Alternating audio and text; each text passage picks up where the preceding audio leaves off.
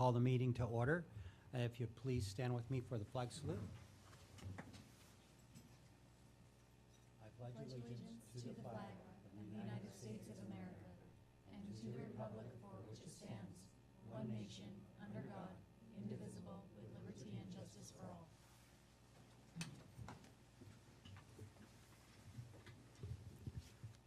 I want to welcome everybody here tonight for being here. Do we have any translation needs tonight? Okay, seeing none, then we will go on approval of the agenda. I motion to approve tonight's agenda. And I second.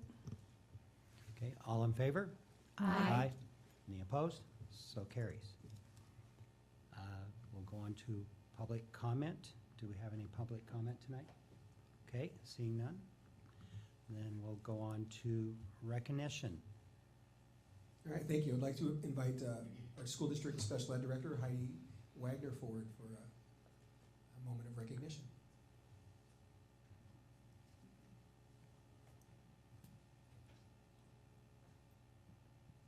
Is this on? All right, so I invited all of our MMS team here tonight as a little surprise for our co-teacher, Fabi Martinez. I'd like to have her come up.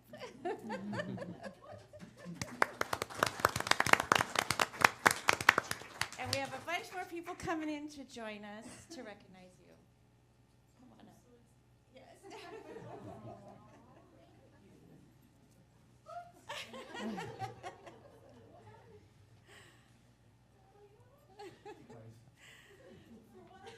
I'm just confused. Just come. It's okay. Come on in, everyone. Wow. Wow.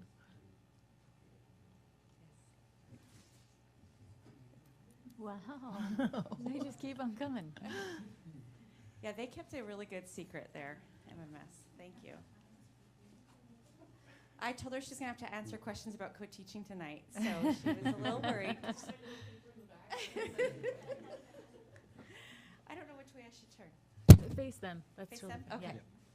So I was asked a couple weeks ago if I had anybody that I wanted to recognize in our department, and Fabi came to my mind. She has worked really hard over the last few years to get her special ed degree.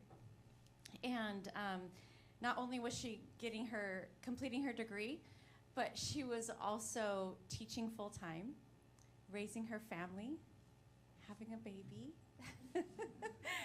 all the things. Come on in.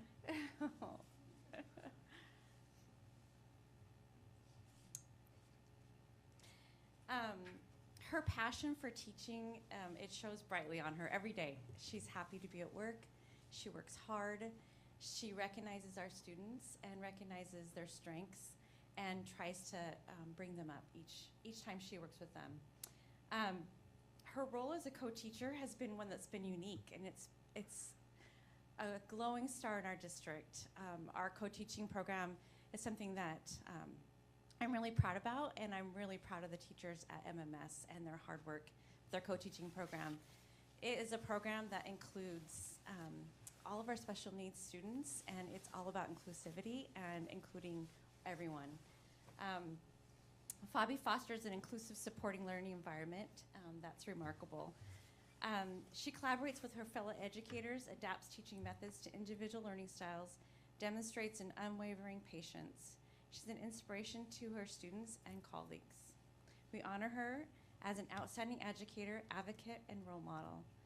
We also highlight the immense benefits of the co-teaching model. This model of collaboration between special education and general education teachers has consistently proven to enhance student achievement by providing diverse teaching opportunities and approaches, individualized support, increasing feedback, and a more inclusive environment.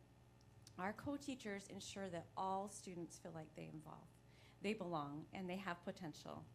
Thank you, Fabi, for your exceptional contribution to MMS and OSD. Your dedication is a true inspiration to all of us.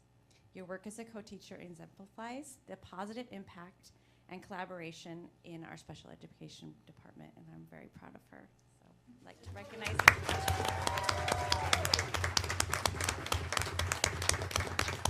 We have a challenge coin for you.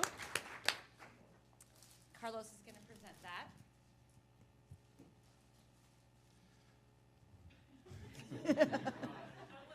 I'm good, I promise. No, I'm really proud of Fabi and just the fact that, well, for one, she champions our kids. We have amazing teachers at MMS. We love McFarland, and we celebrate all of our teachers. But tonight we get to celebrate Fabi. And what's cool is that Fabi started out as a student in our community, started working in our school as a para, and I've been bugging her about being a teacher, and it wasn't just me. I'm not taking any credit for this at all. I think it was a community of people. Started with Fabi and her family and friends and her teachers and peers, and now she's making a greater impact being part of a special team at McFarland in our SPED department and being a part of our co-teaching team. And she's making a difference for kids and definitely at our school. And I'm proud that she's at our school and she's championing our kids the way she is. And I'm glad she's a Mustang. So with this, Fabi, we present to you the OSD Challenge Coin. You earned it. Congratulations.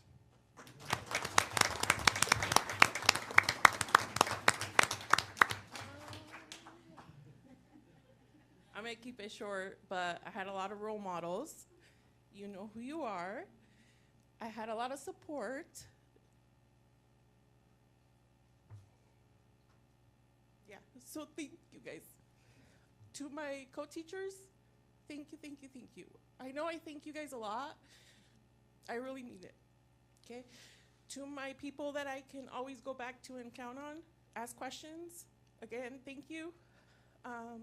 And to Carlos and Heidi, thank you for believing in me and giving me the chance to take a lead. Thank you.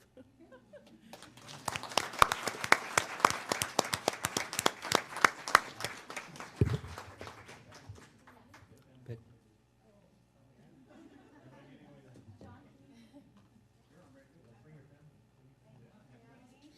Get everybody. Get the whole crew up there. Get everybody up there.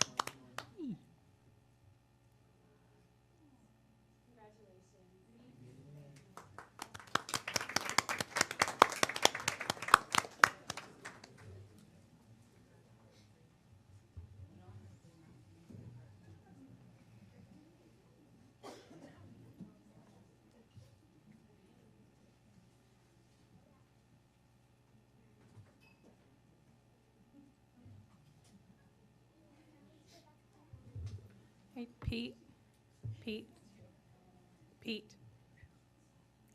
before Heidi and her whole crew leaves, would she be able to give us like the 60-second what co-teaching looks Yeah, like absolutely. for us and whoever in the community that maybe doesn't know? Yeah. Heidi, could you give us just a minute or two on the description of what co-teaching is, not only for the board, but for the community?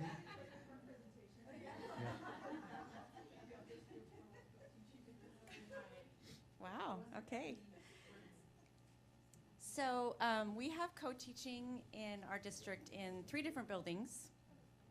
At MMS, we have it in math and ELA.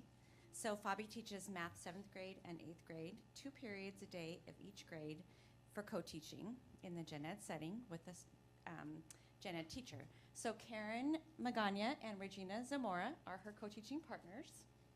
And then we have Daisy Solis, who co-teaches with Heidi Bice and Sharon Pollock at MMS.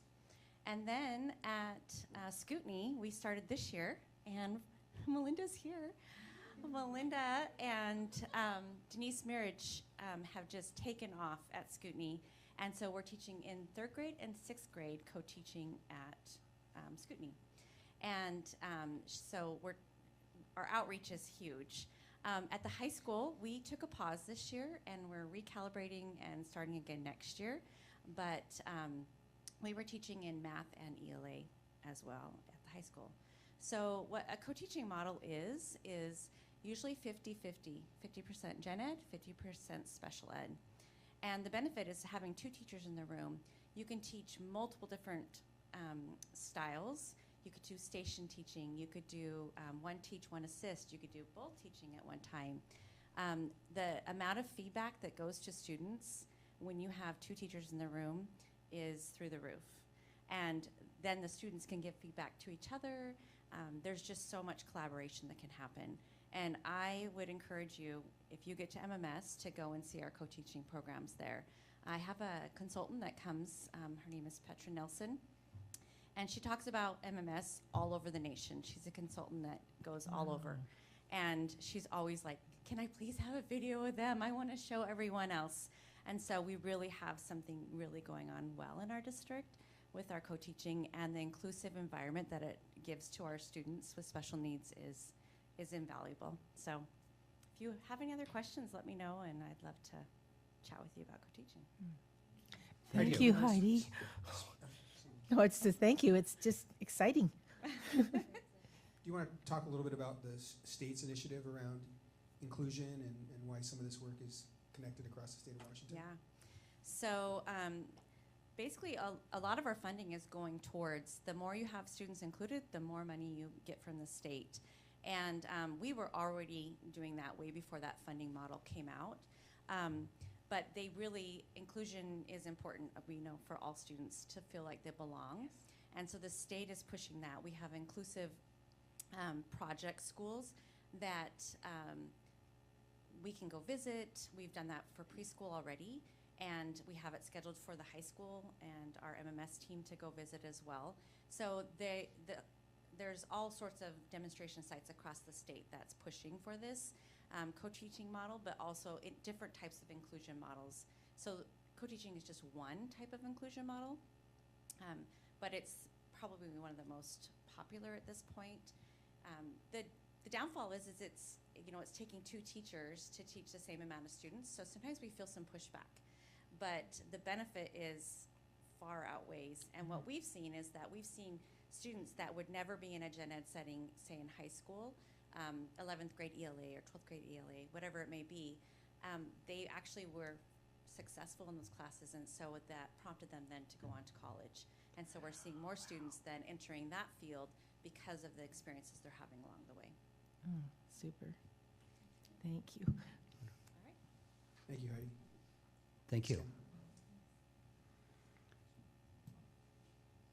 We will go on to student representative reports. Sebastian. Well, good evening, everyone. I hope everyone is having an excellent day, or should I say night. Unfortunately, Jaden won't be here due to an FBLA meeting, but I'll be speaking on her on my behalf. So tonight, my student representative report will be about feedback we received on Talk or Treat. A huge thank you to Mrs. Camp, Jaden, and Mrs. Prowse for attending the event and helping us out. I truly appreciate you guys.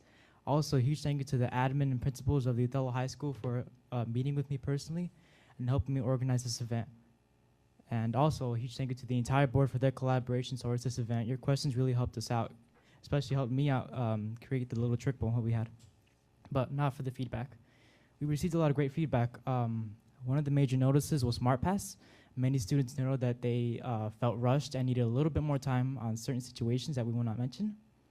And They also mentioned that they wished that they had more student and staff bonds, which is just really amazing since every single student wants to be well known, have another event to socialize. Just a really nice time. A lot of these events that they noted was more similar events such as Husky Olympics and homecoming, even lunch activities during lunch as well. And I remember summer of this year, before school ended, we had a little field day. And a lot of the students mentioned that they really loved the water fight. And I feel like we should have that again, but have it all day. Teachers included, of course. Now, that the main issue that was brought up by our students was standards-based grading. Students were frustrated and upset because they didn't know how to navigate through it. This is one of the major topics that we discussed in the Othello High School board site visit. And I spoke to a lot of teachers and staff about their opinion on this, and a lot of them were not sure of how to navigate through power. That's a major issue since a lot of our teachers won't know how to grade our students to the criteria set by standards-based grading. My idea is to create an informative slideshow that would be shared on Google Classroom and in every single advisory to inform and describe the meaning behind standards-based grading and how to navigate through it. If the school plans on making the entire school switch to standards-based grading, I would rather have everyone grasp an idea of how to use it than just to have only half of the school. Again, I truly appreciate the board's consideration and help towards target treat, especially our schools. Thank you guys so much. Thank you, Sebastian.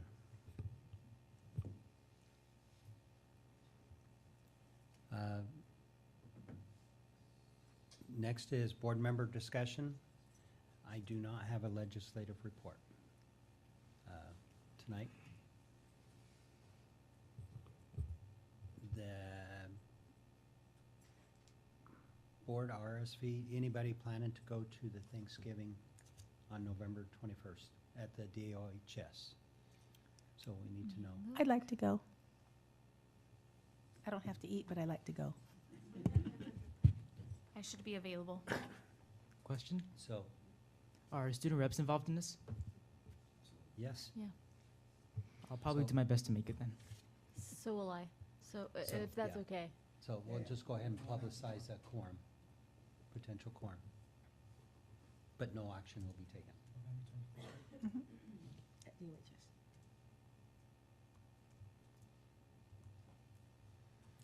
Okay, and the next item on the list is graduation location discussion. You want to lead it off, Pete? Yeah, absolutely. I know that several weeks ago, we had an opportunity to hear from some community members and public comment. I know that you all, I'm sure, have been having conversations over the last number of weeks. We've been processing sort of three options here at the school district. One is to move it down to the Toyota Center, and that just really involves whether or not we're going to commit to that contract. Another option is to plan to keep graduation here for this school year with some modifications to what we're calling ticketed areas. So certainly no interest in limiting the tickets right now. We think we can still handle the capacity here, but where folks might be allowed to sit would be adjusted, and students would receive a number of tickets based on that, an allotment based on what we think we can accommodate. That would also include some upgrades to the number of security staff. So we've, Tim Taff and I have been able to make contact with some outside entities that provide those kinds of services. And so that would be an additional expense. And then we could also, we need to be thoughtful about how we're going to screen folks that are coming in and out of Husky Field. I had an opportunity to meet with Chief Rem and talk with him about the support that OPD could provide. So again, we have that model. Moving to the Tri-Cities, and then maybe a more long-term fix. We could see how this year goes, understanding that this class is around 300, but the classes that are coming are approaching 400. And so we may have a couple of years to decide, what makes sense for our community. And again, I don't know that this is the kind of item that requires a board vote, but we're looking for some direction and consensus so we can close the loop with the kids in particular to let them know, hey, here's what you need to let your families know. And then we can begin planning with the high school more directly based on what you all heard and what you'd like us to do. So we're prepared to move forward with either direction. Okay, this is up for board discussion right now. I would say that if there's one thing that I've learned since I've been on the board, it's that we're elected by the community. And the community has come to me with an overwhelming voice in favor of keeping this tradition in Othello. And so that's what I would like to see move forward, is some ideas and suggestions that we could come up with around keeping graduation local and what that could look like. I know people are concerned about, you know, I want to be there, so limiting tickets and things like that. Sounds like that won't be an issue this year. But I would like to see us invest in our campus and things that we can do to keep the graduation in Othello for our community. I agree. I think, like Lindsay said, a lot of people have came. There's a really loud voice on social media as well right now, as far as what the community wants. And I really think that that's the direction that we should go for this year. Definitely not limiting, you know, having to look at other options or how to make our facility better. But for now, it's November. Graduation is, I feel like it's right around the corner. So I feel like the community needs an answer, and I think that it should stay at OHS.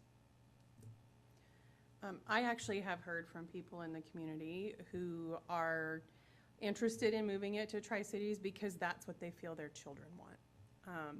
And the response that I got from asking students at Talk or Treat was either they didn't really care one way or the other, or they were happy to do something bigger and grander and different. So I would just offer that perspective that it is out there, and that's what I heard from the students. I do think people are gonna seek out an ear that's gonna potentially listen or maybe more align with what they are thinking, and so I think we're all gonna hear different things from people in the community. And as Pete said a few weeks ago, loud is not always a majority. There are other voices out there that are not entirely certain how to make themselves heard, and so they are just talking with other people. I think what I've been hearing is that people tell me, but the kids want it in the Tri-Cities. But do we have a full commitment from the kids? I don't know how to get them to speak up so that we have a larger number so that we know. I graduated from here and I loved it, but I'm one that would be willing to take a step differently if it's needed for security. But I do think now we're getting to be short on time. People are making decisions. They're trying to get their things ready for family. They're trying to get their invitations ready. So I think we have to make a decision soon. Just this year, and if not, then we know right away what we have to start doing for the next year.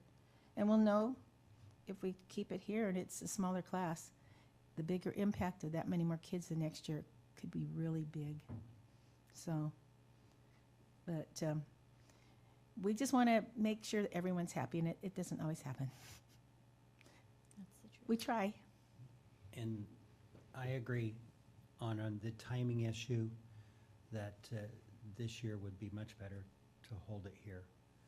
But I think this discussion that we've been having is kind of a forefront, I think, for the next upcoming class, that we really need to take a serious look at what we want to do in the future, because the classes are getting much bigger in the future. Mm-hmm. But I think it's a lot more, we'll have a lot more time to plan in the process, a lot more notification of the parents, understanding why we're looking at a different place, and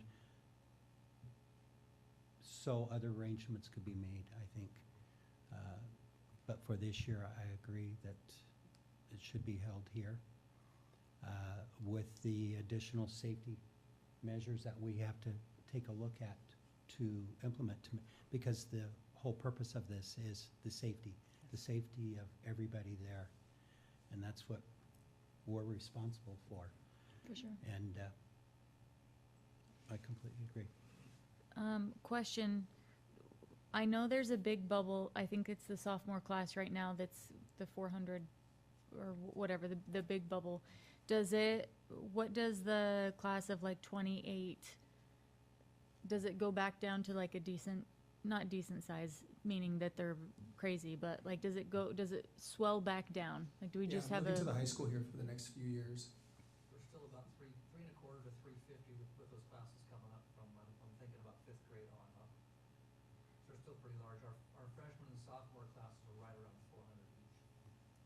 down to about 350 for the next 3 or 4 years. Okay. And this year it's right at 300? This year it's at 300, and so one of the items that initiated the conversation and got it going a little more quickly was, if we are gonna try and move it, this might be the class to beta test.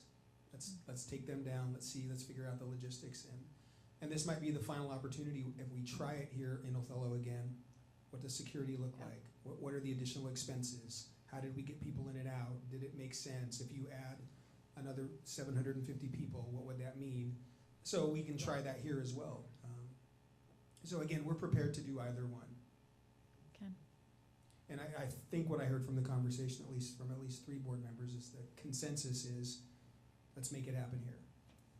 So my question then is, are we able to, and do we have the funding to do what we need to make it safe to stay here, so that if something happens, we can say, we did everything that we could to try and make it safe, and this was just an outlier? Right, and so what Tim and I have been talking about, and a little bit with Greg Foltz, is the advantages of moving it to a site and mitigating the risk to the district is that entity takes on the liability. So we're still gonna own that liability, and it's gonna require, if we wanna get to the level of security that they can provide, that we have to make some additional investments. So I think in my rough math right now, it's probably gonna double the cost that I shared previously. So if it was $12,000 to have it here or to move it down there, I think by the time we invest in some infrastructure and we also hire security and additional staffing that it'll require, that it'll probably just double the amount. So probably around $25,000 would be my best guess. So but that additional funding is to pay for security and things, right? That's not for things that stay within the district to help future years. Correct, it would be for manpower, perhaps some technology to screen folks when they come in, maybe some extra staffing to communicate with people early on about how you come in and out, some additional signage, those kinds of things to help people, get in and out safely. But that's very little that helps us in future years. Say again? That's not something that's it's not, That that's would be very a- little that would that be helps a- us in future Yeah, years. that would be a continuing cost. Right. Again, back to the conversation about Toyota Center and whether or not it was the right time or the right move. From a fiscal perspective, because of those factors, it's the least expensive option to get the kind of safety and experience that we could provide, which is why it made it feasible. So then you balance risk reward, the reward of having it here and honoring tradition and listening to voices, versus, hey, does it make sense to try and go down there? And again, if this isn't the year from a timing perspective, then we're prepared to, we have not announced any change. So really it's just pushing forward as we'd always planned. I think for the class of, 2025, if we're even considering, possibly moving it to a different location, right now is the time to start talking about that. Yes. So the 3 options that I mentioned at the start of this conversation was move it this year, hold it here this year and let people know that we're going next year, or invest and say, we're gonna stay here for the foreseeable future until we can't handle it anymore. So that could also be something if the board is directing me to say, hey, let folks know that we're gonna keep it here next year, but 2025, we're going. And, you announce it now and we move forward, so. Those are the 3 options that we've been working with on paper. And I think after this year will give us a better picture of what that could possibly look like too. So in the spring and early summer, Yes. when we've had another attempt here, we Yep. can talk about the costs and the efforts, and then announce it prior to the start of the school year, what we're gonna plan on doing. Yes, definitely. All right, well, thank you for that Yeah. Okay. information and that clarity, and I know we're gonna hear from the high school tonight, but I'll catch up with Kat and her team to talk about how we're gonna communicate that message to the students, and then we'll begin planning and provide updates along the way so that you know what to expect, because it will be different. I mean, people who have been to our graduations will notice some differences, and we wanna make sure that we give them enough heads up about that it's gonna feel and look a little bit different. Large events like games, probably even things at the Toyota Center, they make you come with clear bags. We might have to say no purses. You have to come with everything in a clear bag, so that kind of makes it a little bit more visible. And those are things that people having it here will have to be adjustable to do it too. Yeah, those are exactly the kind of changes that I think we need, again, need to make people aware of. And in the conversations and research that Tim has been doing, it's what level of kind of screening do we take it to? Mhm. And I think we want to make sure that we sit down with Chief Ram, who's offered his support, Yes. and say, here's what we're thinking about, and what do you want us to do? He's had some really good ideas about partnering with an outside security agency and how OPD and the security entity would work, and then what our security officers and administrative staff what services they could provide, along with screening and clear bags and some other things we need to let people know. And again, it's preparing for the noise of people who use social media as a tool to, air their grievances about changes, and there will be some changes, So I'll give you an example. If we said that we have priority seating for 1,800 people, that's 6 tickets per student. So we give each kid 6 tickets and say, you pick your 6, give them to whoever you want, and then we let people in, and only 1,500 show up. What do we do with those other 300 seats? How do we get people into those without a ticket? How do we, those kinds of conversations and logistics we're really going to have to figure out and think through, and let people know that it is going to feel a little bit different. Okay? Great, Yeah. All right. Thank you. Thank you. Something that's not on here is the WASDA conference Oh, yeah. coming up this week. I got your email, Marisa, so we're leaving Thursday at 10. Okay, I think I'll be riding up with whomever on Thursday. Same. I- Okay. We'll be ready. Okay. Okay, great. I also wanted to have another item of business, which is December 11th is our first board meeting in December. I will not be here, and so I was wondering if we could change board elections to December 20th.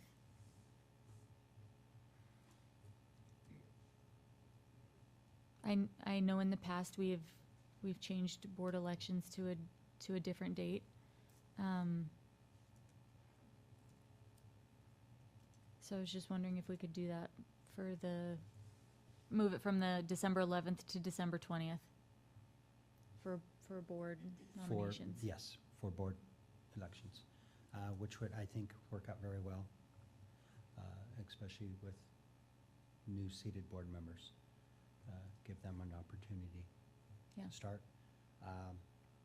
Normally that second meeting in December is usually a lighter one. I think we only have our required approvals we have to do. So we'll make an adjustment to the board calendar, and we'll just plan for, I think it's typically been a lunch meeting in the past, hasn't it? Yeah. So we'll add that to the item and make sure that we can make that adjustment. Yep. Okay, if that's agreeable with the other board members. Okay. Thank you. Any other discussion for under the board member discussion? I don't think so. Okay. Then going on to required approvals. I motion to approve the required approvals. I'll second. With the first and second, all in favor? Aye. Aye. Any opposed? So carried. Then we will go on to superintendent informational items. Yeah, just one item this evening as we prepare to hear from the high school here in just a minute. Strategic planning. It's been an interesting process to have outside individuals connect with some of our stakeholders and get the perspective from our students, staff, and our parents. And last week was a significant event on the 6th. Tammy Campbell and her team were in the district, and they visited each of our schools. They held some webinars in the morning for staff. They also had an administrator meeting and then an opportunity to connect with families at the end of the day. Think of these as focus groups. And each group had an opportunity to fill out a survey. We have collected about 400 surveys that the survey closes tomorrow for families and for staff.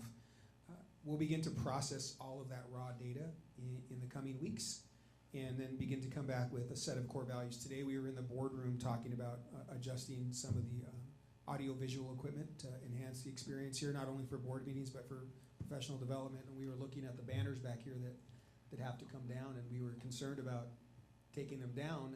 But in our conversation, it was that we really don't refer to these things very often. Really don't. They haven't become sort of the culture of the school district, and partly because of the process that we went through to develop those. And what I'm excited about is taking the words and comments from our families and from our students and from our staff to come up with core values and a mission statement. So I know that some of you are participating in the core planning team. So the next time we come around, you'll see the data from our students and staff. And I think we're getting really close to putting together the content that's really going to matter for the next 5 to 6 years in the school district. So looking forward to sharing that information with you. Sebastian, you look like you have a question or comment. I do not. I read. Just my staring face. All right, that's your what face? My blank face. Oh, his blank face. All right. Well, I apologize for boring you, Sebastian. Sebastian and I talked earlier today about commenting in board meetings, and we've gone back and forth through email a couple times about isn't he really good at it? Yes. Yeah, he's really good at it, and but he talked about trying to move away from a script and reading it. And did you use bullet points tonight? I did not, but I didn't rely on my script that much. Yeah, I could tell. You could see that you were up and looking up, making eye contact, and going down. But when I think about student voice and the impact that it can have on us developing a really student-centered strategic plan, it's hearing from kids like Sebastian who have a story to tell and so many good ideas to share with us. And I guess my final thought about Dr. Campbell being here last week, it was at our elementary schools and our middle school and our high schools, hearing from our kids directly. And now we're going to take their words and we're going to process them and come up with something that makes sense for them. And maybe some of what they said, which I haven't read yet, is going to make adults uncomfortable, and that's going to be okay. And we're going to put together the best plan we can to help more kids be successful like Sebastian. So I'm really looking forward to where it's headed. Pete, how did the younger kids do answering questions? Were they held back, or were they quiet? Were they shy? So I think the interesting thing about how Dr. Campbell runs things, she started some of our activities through Zoom, which we were concerned about, but she was able to use the chat feature, which allows you to capture everyone's voice. So in this setting, we weren't in the room with her. It was just her, and she had one support person from our tech staff. So really, she would introduce a concept or a question, and then the kids all answered it on a Chromebook individually. Oh. So everybody got to share a response. Then they'd speak about it. My understanding is they'd speak about it a little bit. They'd go on to the next question. Every student would provide a response. So yeah, they were all able to interact via an electronic survey. And so good. we'll, again, those close tomorrow, and we'll begin to process that information, I believe, on the 27th is I think our next planning date. Okay, cool. Yeah. Exciting. All right, well, thank you for that, Ken, and I think we're ready for our Othello High School report. Yep.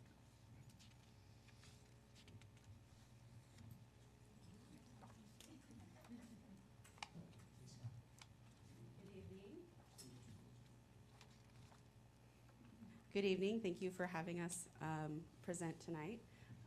We are going to kind of give you a little bit more information, because I know when you guys did your site visit, we spent the majority of our time talking to you guys about standards-based grading and that shift for students, for teachers, for parents, and all of that type of stuff.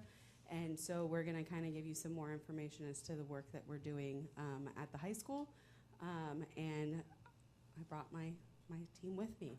So we have Kelly Cutter, assistant principal. I'm Kat Atchison, principal. Scott, and then we have Dr. Meek in the back.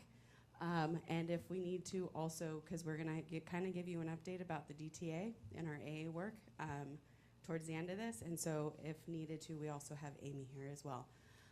We are missing one person, David Spencer. He is supporting our National Honor Society, because we have that induction tonight.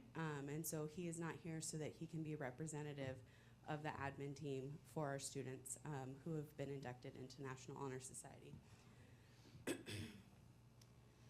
So I shared this slide with you guys during your site visit about our 3 systems that we've been focusing on. It's been the work that we've done since I transitioned into the position last year. Around what are we teaching is system 1, and diving deeper into that. So that is looking at our data cycles and developing proficiency scales. So taking their blueprints and digging a little bit deeper into it. And then we also talked in length about standards-based grading in System 3 and how that's informing how teachers are teaching within the classroom. One of our focuses that we have made, or that feedback from teachers have been around improving the climate and culture at the school. And so one of those things and feedback from teachers last year through listening tours was that they need to see admin more. We're running around in meetings doing all kinds of things, but we needed to be more visible for students. And needed also to, teachers didn't feel like they were being recognized and there wasn't a lot of staff community. So this year we have a theme of Believe, and we're big Ted Lasso fans, so that's kind of where that came from. And so we've been incorporating a lot of the themes throughout Ted Lasso into the work that we're doing. And so admin's getting a little bit out of our comfort zone. So you can see in that picture, we actually did a drill performance during Husky Olympics. Huh? Yes. We need video proof of this. Yes, there is video proof of that. And it was a very long week, but it was fun, and we got out there, and after that, like, that helped really, like, start shifting things. That's amazing. We've also been really intentional about getting more teacher feedback, getting more student feedback. And so because of the climate and the culture and the shifting of our Believe theme, because I know our teachers are very capable and they're very hardworking, is we started this year full-fledged, gas on the pedal with standards-based grading, with data cycles. And now that we've really gotten into it, we're like, okay, we need to slow down because it's a huge lift. And so we're just kind of stepping back. What can we let up on? What can we live with this year? And then what are the things that we need to work on planning in the future? So that's been another piece that we're working on, is slowing down so that teachers can breathe and work on learning the things that we're asking of them, because they are very hardworking, and how do we support them through that learning. So we've become more visible and getting out there and being more engaged in assemblies and that sort of thing. And also getting more student voice. So Sebastian, one of the things that I've heard from Talk and Treat, as well as, what was the other one, Cookies and Convo, was the stuff about Smart Pass. So Scott, starting in December, is gonna be bringing student voice within our discipline and our safety meetings, so that there's more student voice represented, so that we can have a conversation around how do we take teacher needs and building needs and align it with the needs of our students. And so Sebastian and some, our student reps should be able to also give some guidance around the student feedback. And then also lots of surveys gone out to teachers, a lot of opportunities for teachers to be able to meet with admin so that we can hear their voices to help us kind of guide where people are within the building, so that everyone has a voice and we're trying to meet the needs of our building as a whole. One of the things, because we had quite a few new teachers, we wanted to give a really strong welcome to Othello. And so one of the things with the community and building that community was we had a staff retreat. And part of that staff retreat was a scavenger hunt where they had to go throughout Othello and find big things within Othello. To help them connect with the community and what Othello is all about. And the community did an amazing job getting involved in it. And it brought teachers back, and they wanted to find more ways to bring the community within the school, and trying to even finding ways around, like, how could we do this during Husky, homecoming week? And so ideas are going because it was a fun opportunity for staff, and we'd love to reach out and do more of that with our students. So now Kelly's going to kind of talk about the MTSS and our advisory work and kind of where we're at with that. Thank you. We've been really concentrating a lot on our MTSS, which is our multi-tiered systems support. Sorry, my mind blanked a little bit. And how we're going to enmesh those in our advisory program. The one thing we've really been talking a lot about is our restorative practices, our restorative justice. And Scott and I went to some training this summer. I know Kat took a team in the spring or February for restorative, and then we had the director of the program come for our lid day. And what we realized, again, is that restorative conversations, restorative solutions for students and teachers and admin are great. They have a very definite place, and we are moving towards that. But what we needed to do was kind of slow back a little bit and look at our Tier 1 foundational expectations. What can we be doing for the whole building that we don't even really have to address if those are just part of expectations? So, you know, like Smart Pass, 10-10 rules, things like that. So we're going to really kind of do the groundwork for that this year and come up with some really important work that we need to do as a whole building. So we realized at our lid day that we didn't have a lot of that established. We talk about it a lot, and it's in places, in classrooms and places like that, but it's not school-wide. So we all need to be on the same page with all that.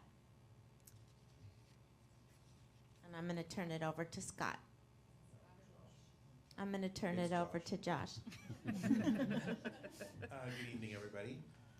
So when you were on site with us, we spent the bulk of our time really talking about standards-based grading. I want to thank you for your engagement around that. And, Sebastian, your insight is invaluable to really know kind of from a student perspective. Sharon stopped by a few days later to follow up with some additional documents and things, but that's exactly the kind of work focused around our standards-based grading that we will continue to chip away at.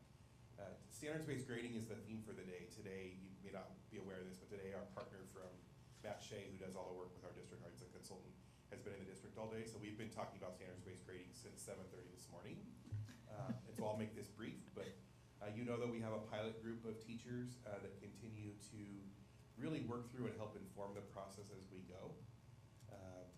And I don't want to sugarcoat things, that the purpose of that pilot is for us not only to celebrate what's going well, but also to identify where those challenges are and what we can do to overcome them.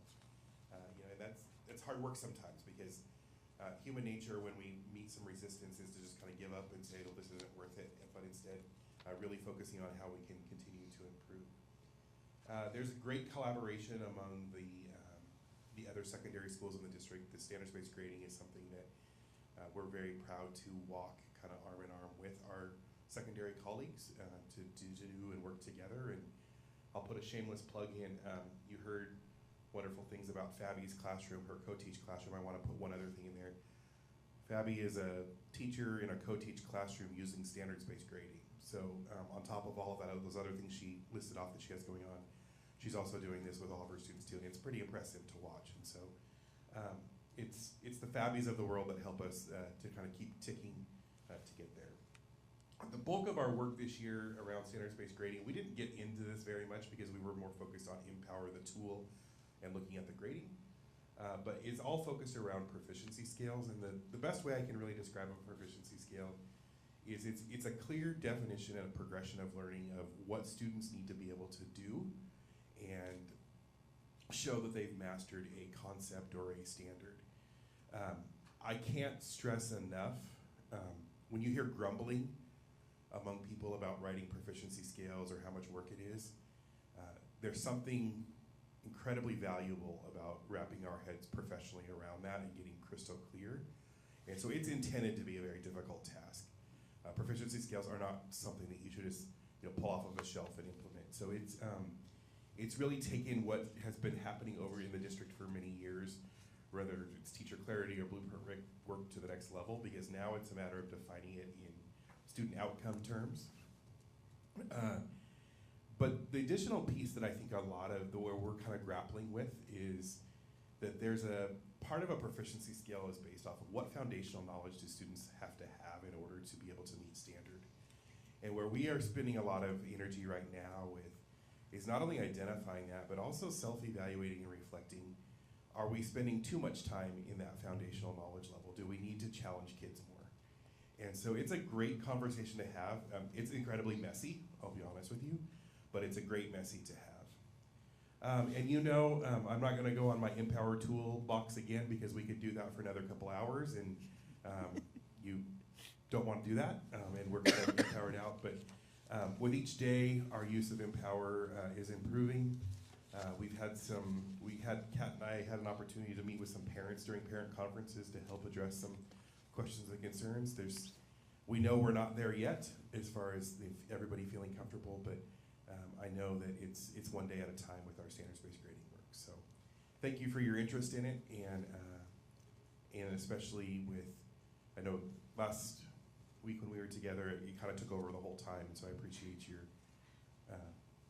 your grit to stay with us as we get really excited about looking at proficiency scales and charts. So.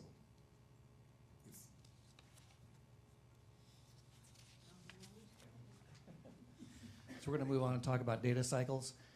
There are actually 4 questions that we ask ourselves when we're in PLC. First, and I'm going to back up to talk about the first 2 as well as numbers 3 and 4. So first thing we always want to know is, what do we need to teach our students? What type of skills and what type of concepts should they be learning? Second question is how do we know if they've actually learned that? And now going into data cycles, which helps us with questions 3 and 4, what happens if students don't understand a concept or a skill? What do we do? And that fourth question is, what happens if we have students that we need to extend their learning for because they've already accomplished what we've asked them to do? And what helps us out with that as data cycles is that after we've collected the data, we get together with the teachers and they come up with some reteaching plans as far as what we're going to do with those students that don't understand what they've been trying to teach them. And I've sat in 2 math department data cycles, one for algebra and one geometry, and we've had some very good discussions. And the second one in geometry, we started looking at some of the questions on the assessment, and we're going back and forth on whether it was a 2.0 level or a 3.0 level in the proficiency scales, which helps us kind of lead back into standards-based grading. So we had a great discussion there. How we're doing our data cycles within our core areas is that ELA is broken up into 2 different groups. One's a freshman group and one's a sophomore group. Now we do have some teachers that are not teaching either one of those grade levels, but they are also going to be involved in either the 9th grade data cycle or the 10th grade data cycle. So everybody is involved. Same thing in math, and again, we're splitting them up into algebra and geometry. With our science, we're doing physical science only. And in social studies, chemistry as well, sorry.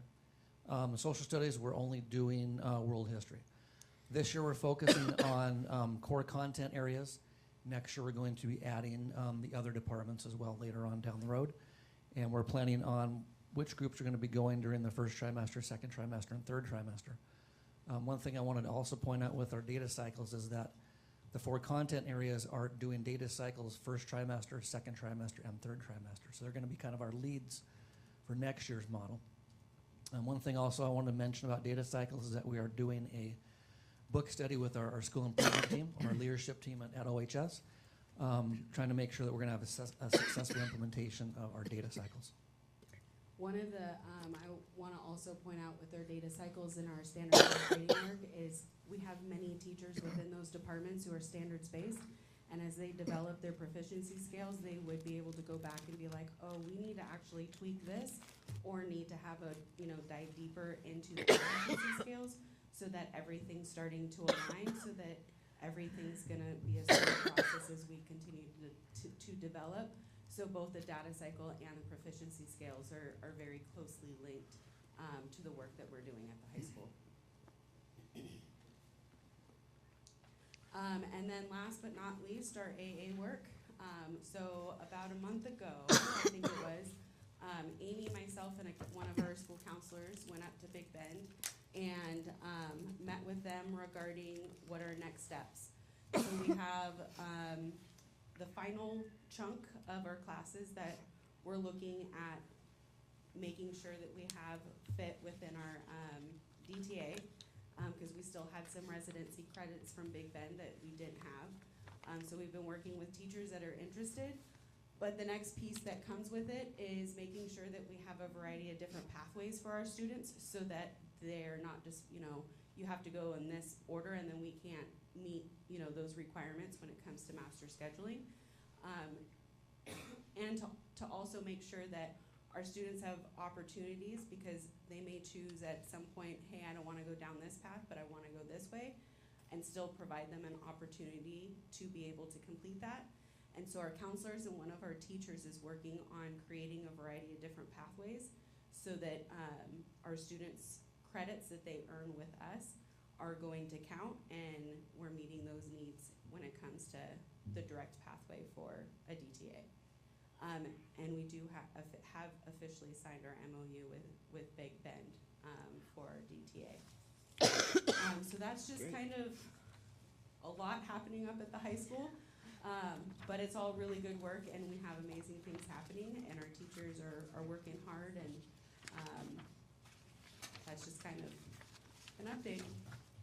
Questions? I do have questions. Okay, so DTA. Means direct transfer agreement. Thank you. That's what the colleges recommend, so that regardless of where a student goes within Washington State, those credits will transfer. Okay. So starting hopefully next year, maybe the following year at the latest, a student will be able to achieve an AA on campus. Is that correct? Correct. Okay. And they'll have 4 years to do it, right? Correct. So if they want to, there's no reason why they couldn't do it. What does that mean for, true Running Start students? Is that still going to be an option, or are we cutting that off and it's you do it They'll on still campus? we're gonna let the kids have that option, but we'll highly be encouraging them to participate in staying at OHS. Okay. Is the community, when should we start rolling this out so that people know about it? Because I've been telling people about it, but I don't know. I feel like it's really good. Should we be bragging about this? I mean, I don't know. Bragging's not the right word, but Absolutely. also just educating our community on what's available to their kids. So as I sit more gear up conversations or conversations with random people and they're talking about Running Start or CB Tech, I throw out that, well, we are, right there and this is what's coming. And our goal is next year of having a full DTA direct transfer to keep our kids so that our kids aren't having to navigate, 17 and all of that type of stuff. Yeah. So it is starting to, and we're working with partnering with our Gear Up so that they can also support and also have some Big Bend reps that are also helping. Great. So we're starting to get the word out. And if I might, when Kat talked about that pathway work, I think that becomes a critical piece of the whole formula, because that actually shows students how to make it happen, and not in a way where it's just, I'm just on a ride for the DTA. Right. But instead I'm on a ride because I have chosen this pathway. And so I think that will really start to bring it to life and making it real, because we're doing that in a way that's connected to the students' high school and beyond plan and the process that we have. And the guidance around it. I don't have to channel my inner Amy. So I don't know who can answer my question. So when they're in the classroom taking classes for an AA, are they on a screen with the Big Bend, or they will have a separate teacher, or one of our teachers is teaching? It's one of our teachers. Yeah. So they are signing agreements with the colleges, Mhm. and they're getting Big Bend credit as well as high school credit for the course. So for example, when I went to Running Start, it was a little bit difficult. I think after year one is when finally CBC came up to me and said, okay, what's your plan for your 4-year, right? When I decided to selected, okay, business administration, then come to find out I took a lot of classes that were useless to my 4-year degree. So what are we doing for students to make sure that their 4-year plan is aligned to the classes that they're going to be taking? That is exactly what the pathways are going to be meant to do, to help alleviate some of that so that the kids aren't, if they choose to go a different path, that those credits aren't lost. Okay. So that is a piece to what we're working on with the pathways.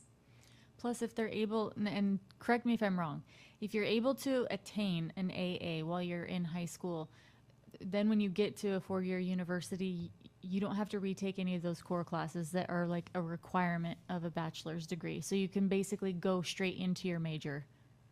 Is that right? It depends on the program. Yeah. Okay. And that's exactly why I wanted, there's a cautionary tale in this, and you hit it on the nose.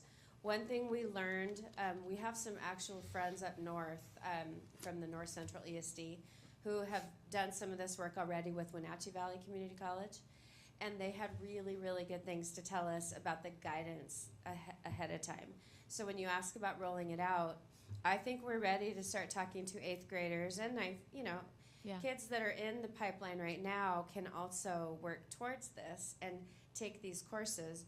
But we've known for years that kids that are in Running Start and going to a 2-year, you have to plan backwards. Yeah. If your goal is an AA, an associate's degree, this is going to be a golden ticket for you, because sometimes you just need that in your back pocket to go out in the workforce and be competitive, and you have to have that to be able to move up the scale. For kids who know that they want to go to the University of Washington into medicine, or you talked about business administration, there are some very specific courses you should take in your DTA, your direct transfer, and that means you're not stopping at the 2-year.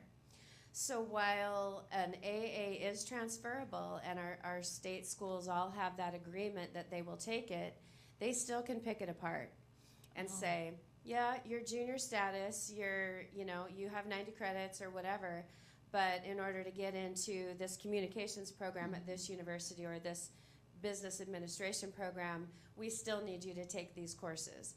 So what we're going to have is something that will equal an AA, but I want it to be really known straight, from the beginning that this might not be an alternate to Running Start. A student who's really determined to go a certain route and go to CBC in healthcare and transfer into a nursing program, that still might be their best option. But there will be opportunities now to stay in town and do something equivalent depending on what your ultimate plan is. Okay. So we don't want to promise anything. Like you said, I'm so excited too, and I want to start talking about it, but I want everybody to kind of be on the same page with the guidance around what this means. And it's just going to be one pathway, not to replace Running Start and CB Tech avenues and certifications and other things too. And we need to clearly communicate that with parents, because if Absolutely. they don't understand that and they just go into a straight just AA, then when they transfer, it's like, well, now UW is asking me to take all these core classes. It's like if I'm still in my 2-year. Right? Exactly. Yeah. And no matter what, you're going to be ahead of the game, and say you're going to be a sophomore next year, you still will have the option for these course-taking patterns that we're going to line out very clearly in this work, and be ahead of the game when you graduate. Maybe you go to Big Bend or some other community college and finish in 1 or 2 quarters. That's still awesome, Yeah. knowing where you want to transfer after. Or if you just want to end at the AA, this will give you that package. Will you have a separate guidance counselor that teaches, just has more of the knowledge of just the AA program, or is No, every one of them? We're training Oh, our sorry. people. Okay. We have a team that, a lot of us are a part of this now, and the circle's getting bigger and bigger, which is really exciting. No, it is. But all of our counselors, including Priscilla and even the middle school Oh, okay. counselors, will all be talking the same language. Oh, great. Yeah. Great. The other cool thing, is that Big Bend is offering, they're putting together some more clearly aligned pathway packages as well that ours are going to link into. And just because Big Bend is our regional service, institution, it's kind of an example of what kids will be able to do anywhere. Yeah. So if they are getting their AA right now or going to Running Start, they will be able to mirror this same situation with whatever school they intend to go to next. Excellent. I was just going to add that, you know, and when you look at like the work Amy's done around a comprehensive counseling plan and things, all of this becomes really kid specific and unique to that individual. And so I think we're healthier as a system to have a team of counselors who can assist and help identify which of those pathways in life is really going to get you there, rather than having different people kind of siloed that are a specialty in one particular thing. Because Othello High School students have many great options in front of them, and this is part of it's going to become how do you help them successfully navigate that and make that choice that best meets their needs. So. This cohort, though, that we start, and I do want to call it a cohort because I hope there's a handful of kids, especially that are very committed to it, and we're going to receive a lot of support from the community college so that it works. And they'll come in and talk to these kids from the time they're ninth graders to help also explain this, and I think we'll all learn along the way. They've committed to a lot of guidance, so there's a lot to learn, but we have all the things in place. It's Yeah. amazing. Wow. Excitement. I have a question. Do you know when this will officially be released to the high school? Because I know a lot of Avid students are really debating whether they should stay in Avid or go to Running Start. I know I'm one of them as well. And I really like to get an answer so I don't choose the wrong path. So there is the first round of information will come with when we kick off the registration process for next year. There's going to be the core components of it started building there. So it's coming. We typically kick that off in about February, and so that's the work we're in right now, is to have those pathways we're talking about developed and ready and ironed out and useful tools for people. And it's a big decision, Sebastian. I mean, there's no doubt about it. And so we probably won't have answers to all of the questions, but we'll know a lot more than we can say today. So what if there's a student that knows that they would like to graduate with, a basic AA or something that could maybe lead them down a couple of different paths, but they're not 100% sure what they want their 4-year to be in? Is this still a pathway for them that they can acquire an AA in, I don't know, Absolutely. something that's just giving them a step up in their journey to a 4-year? What we are trying to be intentional about is the courses that we put into this pathway, if you will, are ones that biology, public speaking, humanities courses that then feed a lot of different directions. So the more courses that we can align and get our high school teachers to create the college agreements with, the bigger the pool will be in our little course catalog in each category. So if you're really science-minded, hopefully we'll get to the place where you have 4 or 5 science courses to choose, just like you were in college. Pick from this pool of courses. Right now we're pretty thin. We're just trying to make ends meet, sort of, but we are strategically talking to teachers to say, who's willing, who's interested in being a part of this, who has their master's in their content area. There's a lot of pieces to make it happen, but we're trying to make it as generic as possible, with then allowing the students to sort of pick courses in even once they get to college and they know what they're going to take next, to be able to go in as a junior wherever you transfer to. That's ultimately the degree or the idea, and not lose any time. And this is, I'm sorry, I know I'm being annoying with all my questions, but I'm super interested in this. And I've had people ask me, is there a cost to the student to do this in the classroom at the high school? There is not. No There's cost. Not. There was a little cost the last few years for things, but the legislation as of last year made everything free. Wow. College and the high school agreements cost nothing to the students. Do the teachers have more earning eligibility if they're teaching college classes in the classroom, or is that just volunteer work for them? It's two-pronged. There's a small stipend. I don't think if there's anybody here that has done it, would say you do it for the money. You definitely don't. There's a little stipend for their time. They have to do certain grading systems and stuff like that. But it's the benefit more so would be probably on their resume to say that, you know, they teach a college in the high school course and that that means you're an adjunct for whatever college you're working for. Okay, Yeah. thank you. They're an adjunct, but they're still a fellow school district employee during that time, so they're kind of doing a two school course. And they still have to do standards-based grading.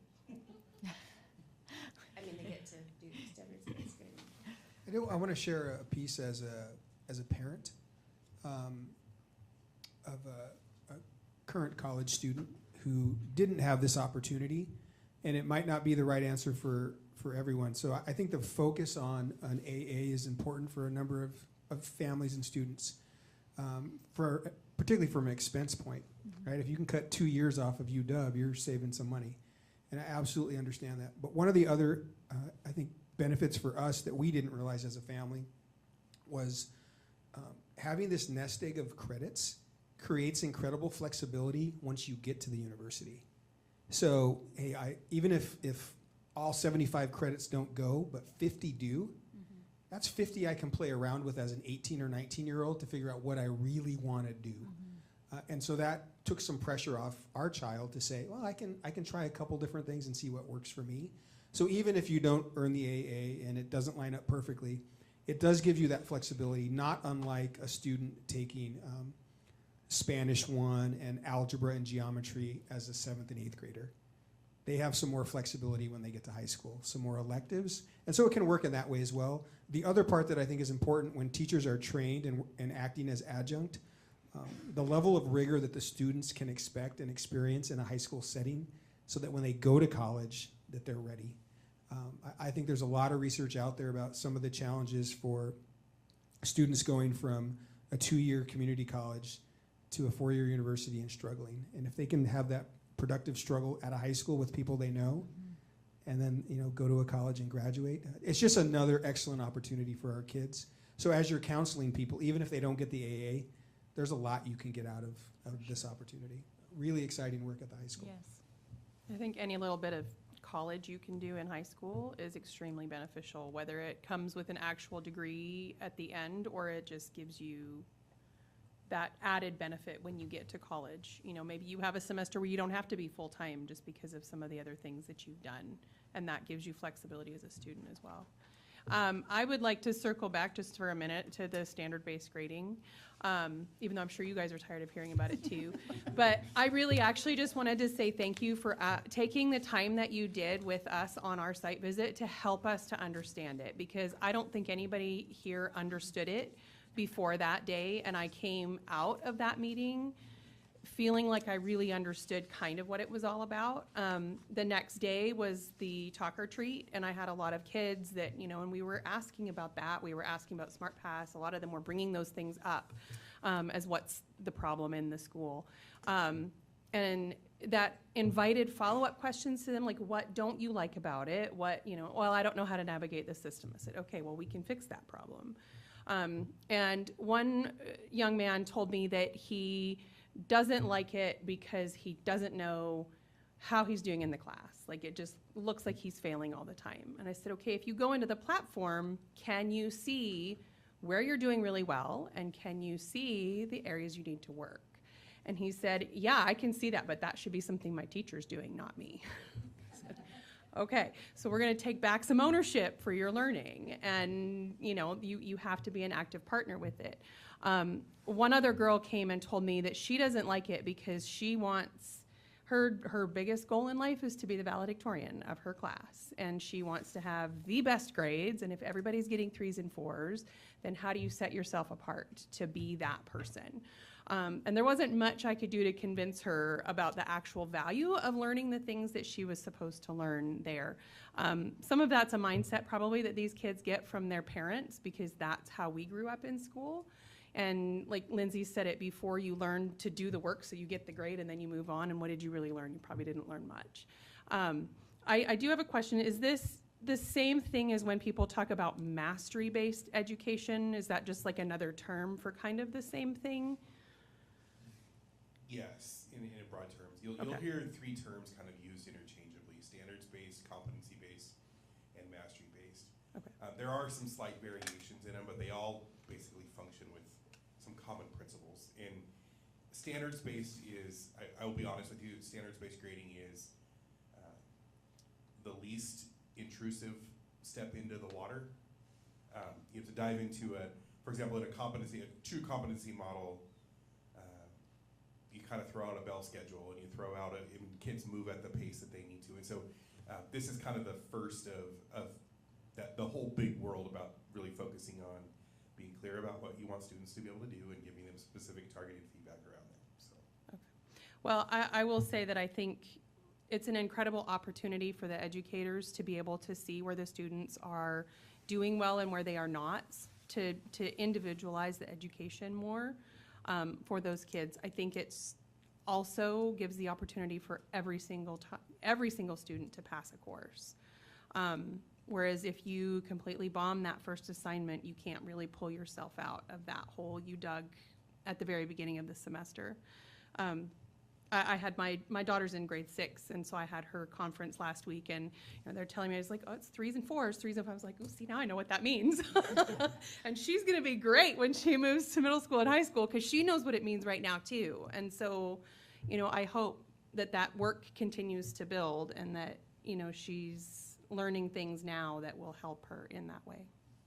I wish I could put into like a little capsule to share, but Matt Shea, the partner that we work with, just this afternoon shared with us, if you could just listen to the shift of conversations that's happened among our teachers from last spring when we were talking about this and people were just getting comfortable with it, to today talking about, and really it's a shift toward learning. And if that is the only outcome out of this, we can talk about Empower for days, but if that continues down that path, that's a pretty incredible outcome to have happen. So.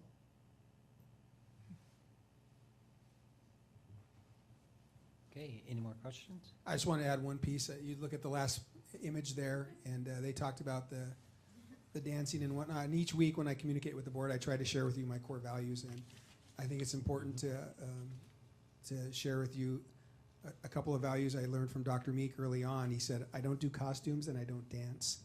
And that was evident at homecoming, and I'm right there with him. I appreciate his consistency around that. I do make videos though, so I do have it all on video.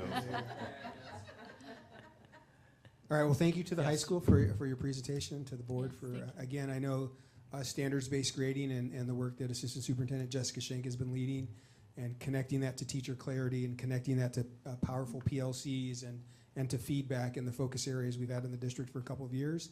And how does that begin to come together during strategic planning? It really feels like all these pieces are going to begin to connect here over the next couple of years. So really some exciting work happening across the district. Thanks, guys. Thank you. Thank you. Thank you. Next item is E1, policy review. We have some of the 2000s back there for the first reading. If you have any questions, comments, I think they'll be back up for at the next meeting for passage. Upcoming events, WASDA conference this weekend, 16th through the 18th.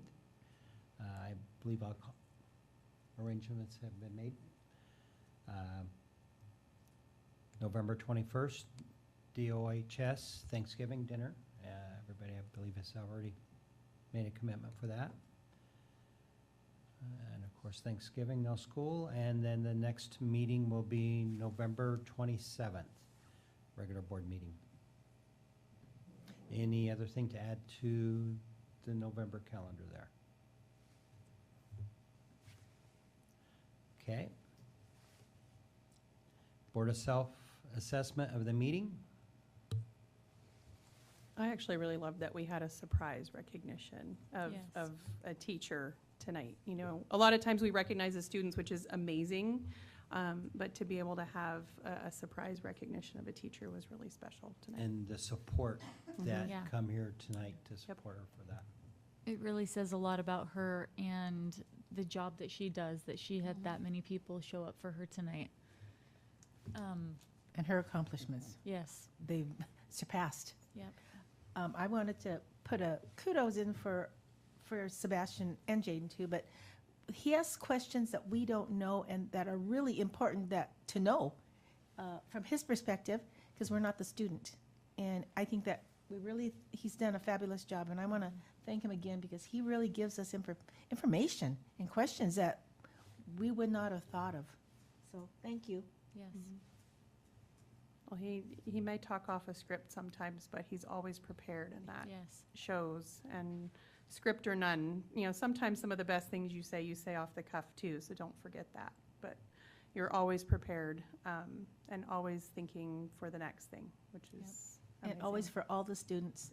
He's always there. He's the what's it called? Talk or treat. I thought it was talk and treat, but the talk or treat, that was a great new additive. And who knows what the next group of young people we have will come up with. Yep. Because the convo and cookies is fabulous, so we're getting a great involvement with our youth, I think. Mm-hmm.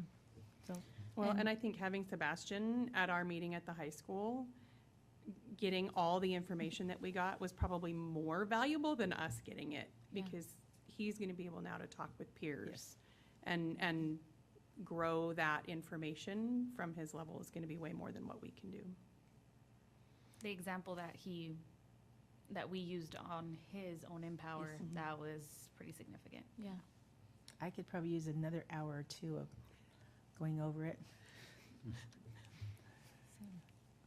I appreciate the AA, and that's really exciting stuff. I get, like I said, I went to Running Start, so I totally get how important it is, and it's actually something very valuable for a lot of families, especially at no cost.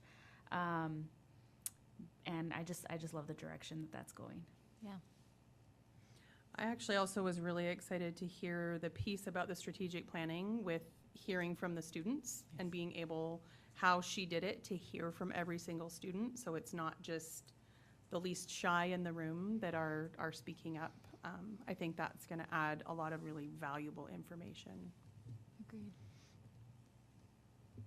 A very well-planned agenda. There you go, I can Sharon. say it a few more times.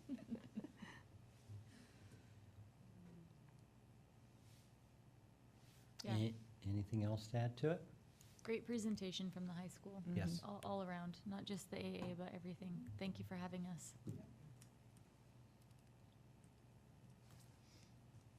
This isn't for the meeting tonight, but since you all were providing some feedback for Sebastian, when we did the interviews for our next student reps, and we had some outstanding candidates, and Sebastian was able to participate in that, we were having a conversation about whether or not we could extend Sebastian's participation a little bit to make room to allow the other candidates to cycle through as well.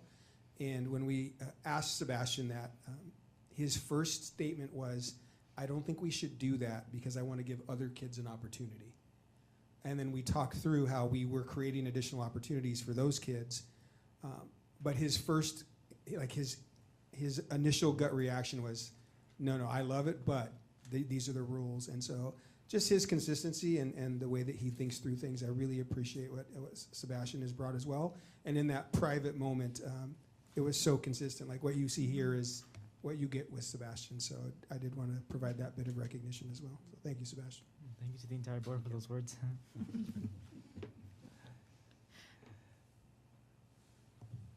Okay, so at this time, we'll go into executive session. The board will recess into executive session for 15 minutes to discuss the sale or lease of land.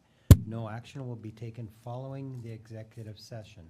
We'll meet back in Pete's office in 3 minutes.